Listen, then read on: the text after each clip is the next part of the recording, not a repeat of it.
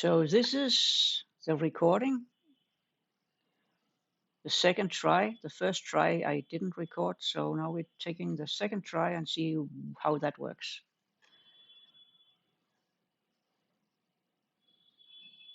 I watched two videos with Dolores Cannon the other day, and I'm still digesting what I saw.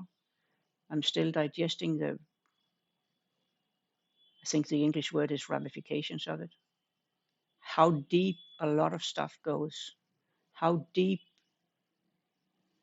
we are fooled. Me too. Let me explain. Years ago, during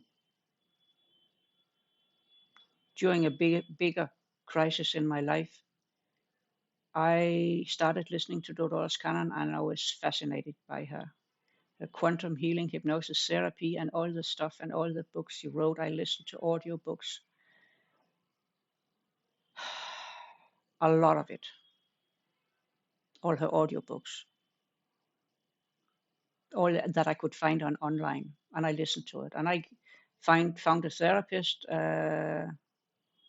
The first one I went to showed me how you're not doing it.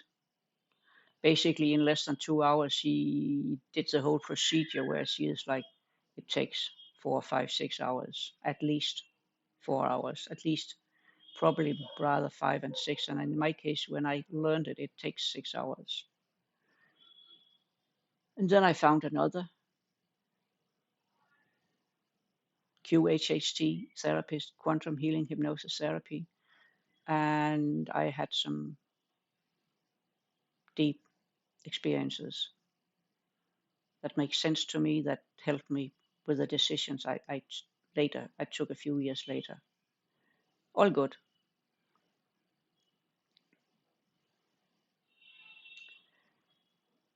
So I listened to Dolores Cannon, and before I can tell you why I am shocked, I need to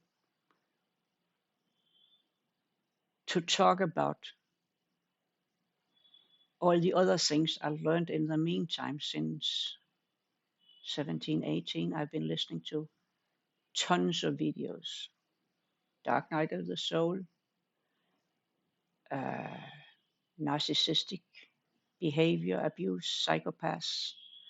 I listened to tons of natural law,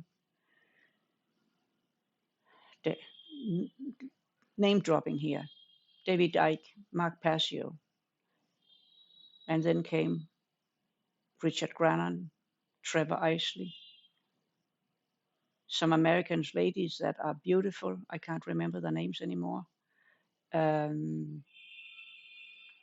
Michael Tessarian, Sedika Sposa, with a lot of knowledge about the years and the universe and everything, and all in between. And there was this guy, Jerry Marzinski, Marzynski. His YouTube channel is Engineering Mental Sanity, and he talks about his experiences with paranoid schizophrenics. Right? They're paranoid, they hear voices, they're crazy. And don't do anything with them. And the main advice was to tell the person, ignore the voices. Some of them went into really bad psychosis and so stuff that will make you crazy for some time at least. And there's some medicine that basically straightforward burns the brain out. It's poison, what people get. It helps. There are certain cases where it helps, at least to get so much out of the paranoid schizophrenic that it's possible to talk to the person. And he talks about his experiences, how it took him years to realize what it was. And it's not just hallucinations. They are negative, they're persistent, they get angrier and louder and can't ignore them. They get louder after sunset. He had some experiences where he learned, had to sit down and think for the rest of the day and say, what did I just experience here? Go and watch his videos. And I listened to it, and it makes sense to me. It made a lot of sense.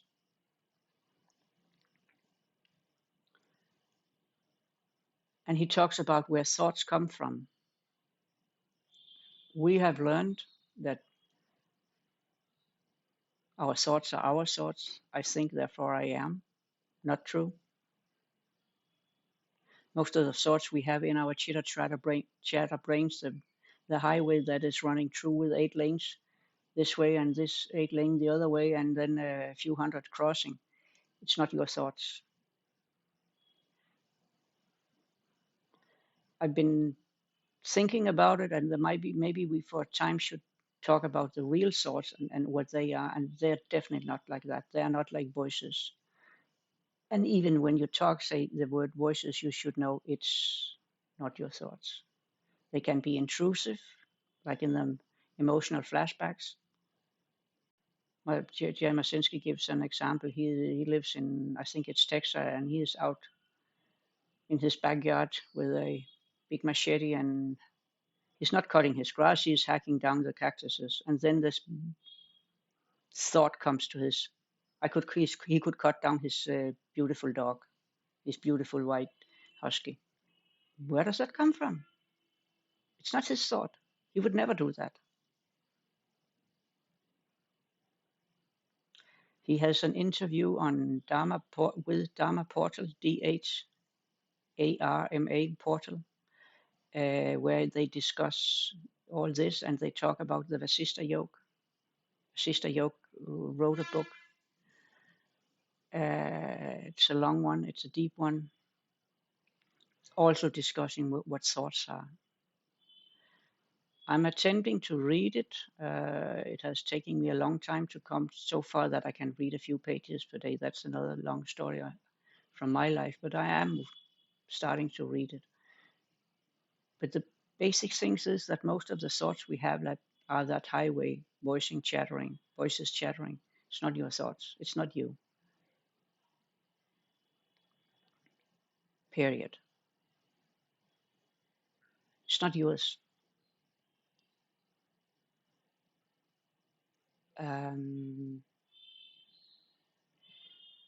So then there's the next, what we call it, the next angle on this. We have understanding of what thoughts are, that we can be manipulated by these thoughts to do things and stuff which we shouldn't do. With the knowledge and understanding the thought, most thoughts are not your own. And how we react to them and how they can manipulate us to feel miserable. The emotional flashbacks are horrible. And if you don't know how to stop them, they can last for a really long time. And there's no need for that. So the other angle that is necessary to understand why I'm digesting and both laughing and crying and in great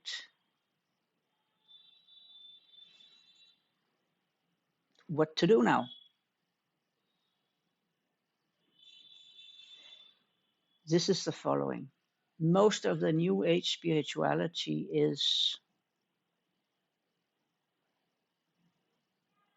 not New Age. It's New Age, but it has nothing to do with real spirituality. Look at it this way. If they tell you, oh, you can do whatever you want, just do what you feel like. There's no right and wrong. There is a right and wrong. Don't steal life, property, trust, security from another person. Murder, theft, rape, trespassing, property, convincing people to do something that is bad for them just because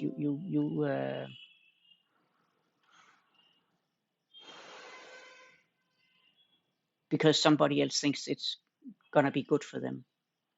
That is real shitty, bad, period. And it's wrong.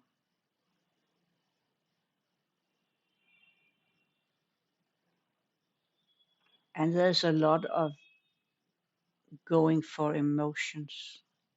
If you don't feel like it, you shouldn't do it.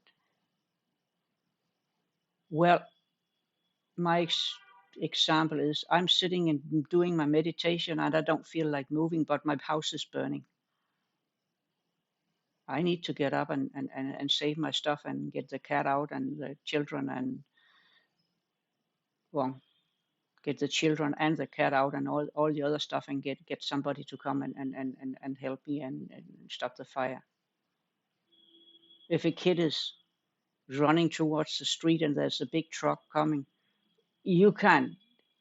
It's not, oh, I don't feel like running after my kid today. I'm tired.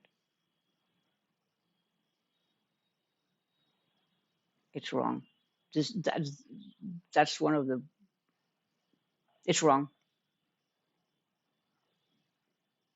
And the one that, yeah, I'm like the center of the world and everything else is like circling around me and whatever I think and create is created and that's true, but there's a collective too. There's an aggregate, and we are responsible both ways.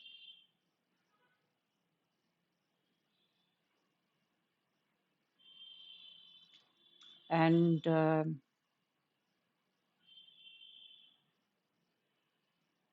there's all the channeling, and here is where it gets interesting. I watched at a time, again 3 years ago, huge amounts of tarot readings and channelings, astrology, tarot channelings, and there were these beautiful ladies that up until 1 or 2 months before the election in the United States, the one between Trump and Biden, they had been pretty balanced, and I found they were okay. They saw stuff in the cards that were interesting, and I could relate to some of it. And then they started ranting, some about what would happen if Trump won, and some about what would happen if Biden won. And basically, they were all right because the pandemic started just after, and it was bad. It would have been bad whoever won. But the election was what it was, and Biden was put in as president. And that started me thinking. And that was at the same time I started to watch a lot of Jerry Masinski stuff. And then there were other things I listened to, and I basically got the advice, don't listen to all this for some time. Take a break from the tarot and astrology and the channeling and all that. Just cut it. And I did. And I realized I didn't need it. And then I started to understand in the light of like when Mark Passio is talking about his experiences in the dark occult as a priest, what they were telling him, that they, where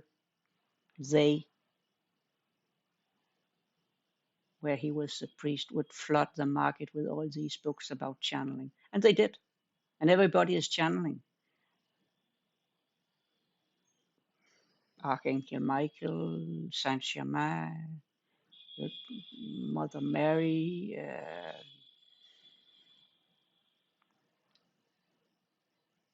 Pleiadians,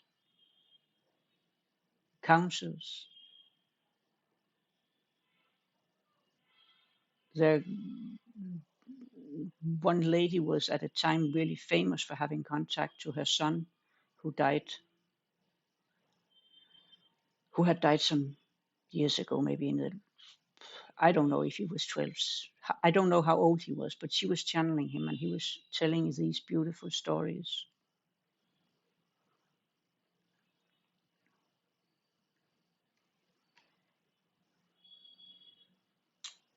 And I've sort of, yeah, it's, it's channeling and it's not,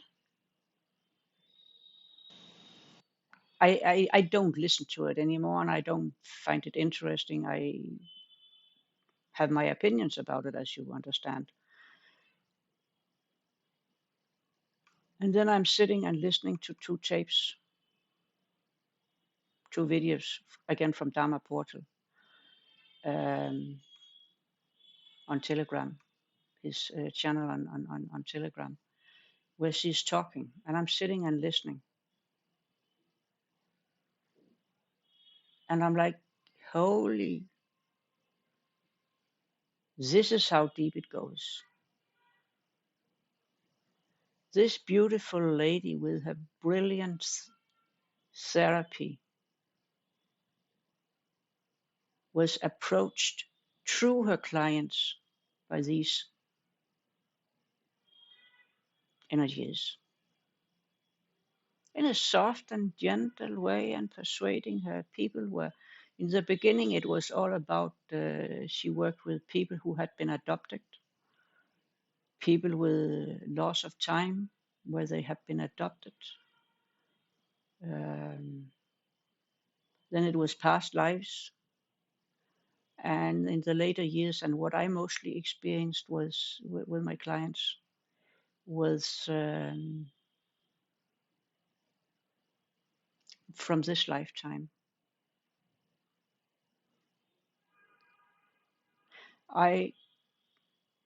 When I got to know about Dolores Cannon, I later learned, 1 year later, I had the first level of therapy, and then I think in 2020 or 2021, I got the second level, and in between I had, I think, 75 clients over half a year, in less than half a year actually. Um,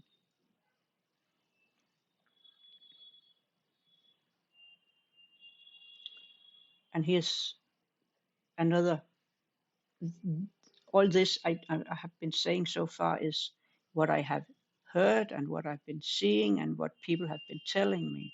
Now I'm telling you my experience with QHHT and the process. As I said, I am the therapist here now talking.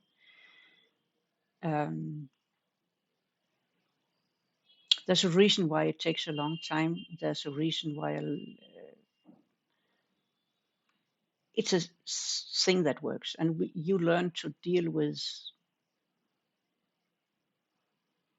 that which is not the subconscious. You can hear it, you can even see it on the person who is in deep trance when it's not the subconscious talking or some higher energies. When it's some other things coming through, there's a sharpness and the voice is different. It's not soft, it's a sharpness and it comes faster. There are other things that will tell you this is not the right one. Let's get the battlefield cleared here. Let's get it straight. I want to talk to the subconscious. This is what I want to do. And usually it went that way. There have been a few times where stuff was really weird. One of them was definitely a person who had been taking drugs that I didn't know about, which was in no way good for the session. And I think a few had been smoking so much weed that they didn't know what was up and down and right and wrong. So addiction is a hard thing to work with, and I met a few problems. Some of it was solved, and some of it was not, and some was for somebody else to work with, but the person got started. That's good. Um, so I know, and from the last few sessions I had,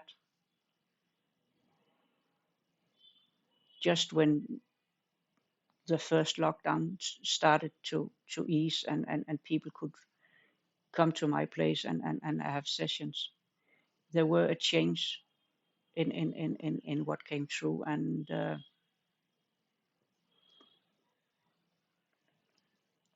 my suspicion was there, and I at a point chose to say, I'm not working with this for a period. I want to know what it is. Something, some energies are coming through that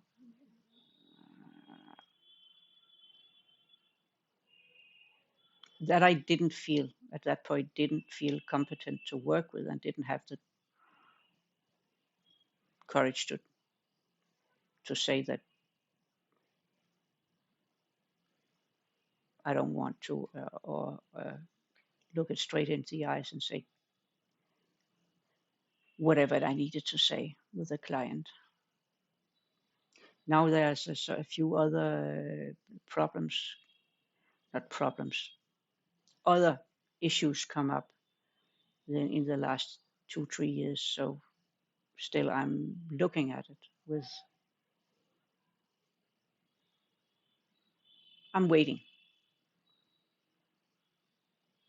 Good. So I'm watching Dolores Cannon talk, and the way she's talking about it, the way she's telling her story about what comes true to her, these voices came through her clients, very soft, very gentle. We are this, we are that. Sometimes it could be many different ones. That was where I was like, what? When she said, yeah, it could be different ones. It could be this model, it could be these grays, and it could be from there, and it could be this. And she talks about all these big ships, and where people were taking, and they would take the whole car, and they would rip a hole in the time-space thing, and just take a person and a car and everything out for some time, and then put them back, or stop time.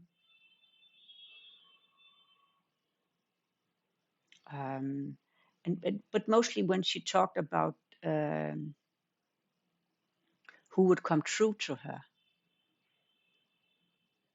I think maybe some of it is as genuine as it can be, and some of it is definitely the hoax of the New Age spirituality through her, and thereby also influencing me.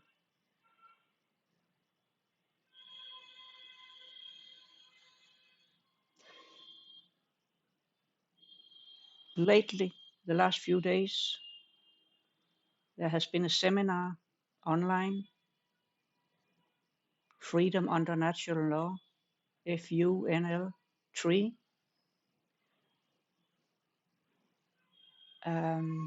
They talk a lot about the Trivium. The main title is the Trivium.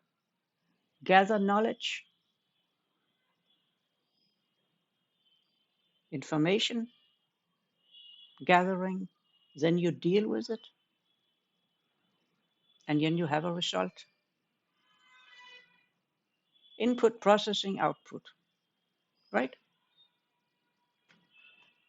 But it also demands that you can look at what you know now and compare it to what you knew earlier and say, holy crap, I need to change some knowledge here. Like when I discovered with husband and daughter that there were some sugars, some stories about sugar that we didn't know, and we needed to look carefully into our sugar intake and what actually we were actually eating, which basically meant there has been no white sugar in my household until just recently, but that's for other reasons. I'm brewing kombucha. Um, you need to be able to look at the data you have and draw conclusions. And you can draw one conclusion today and say, okay, that's what I understand today, that's fine. And then you can come back tomorrow and say, oh, but I forgot to look into this. Or I now know so much more and I have need to take a new standpoint and then act upon it. That's what I'm doing right now. I'm sitting with the knowledge of what I saw with those 2 interviews with Dolores Cannon, and she's a beautiful woman. I love her. She's beautiful, but I think she was, oh my God, somebody took her by the nose and ran around with her for a long time. That's not to say that some of it isn't, her method isn't good, because it is. I still think it is good. I've seen it work. I felt it work. Uh, but that's the main point of what I'm trying to tell you today, is that you need to be able to look at what you know and take a new standpoint. Or say, I need to give that a thought for a few days more or longer. I think like 1 year ago, I decided not to do any QHHT for many reasons. I don't want to talk about them here. It was a decision based on what people are doing, and again, what I've seen come true and what's not coming true when people go under. And I was not at that point, and I'm still not at this point, ready to work it with it. But I've seen it work. I've seen the method work, and it's beautiful. But I also understand that what these guys in the 90s sat down and planned, and yeah, they did. Mark Passio says it. Just wait and see how many books will get out there, and people will buy it. And we did. I did.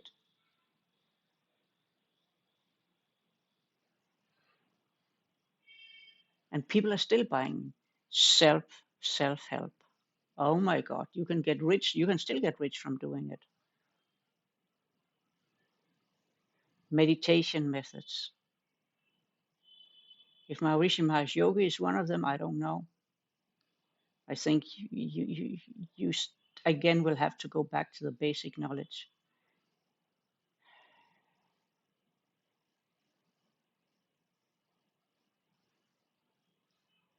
I came to a point where I was definitely sure that I wouldn't do QHHT for some time, and then I would wait and see what happens. And after I've seen her, and with the knowledge I have now, I've decided I need to get in contact with a few people around who have been working with QHHT on serious level, not just because it's funny and people can have cute experiences, because they can have, but at a real serious level. Otherwise, I'm not doing it. And that's my responsibility to take that decision. It's not yours. It's not somebody else's. And I might not even publish this video. I don't know, but I'll give it a thought.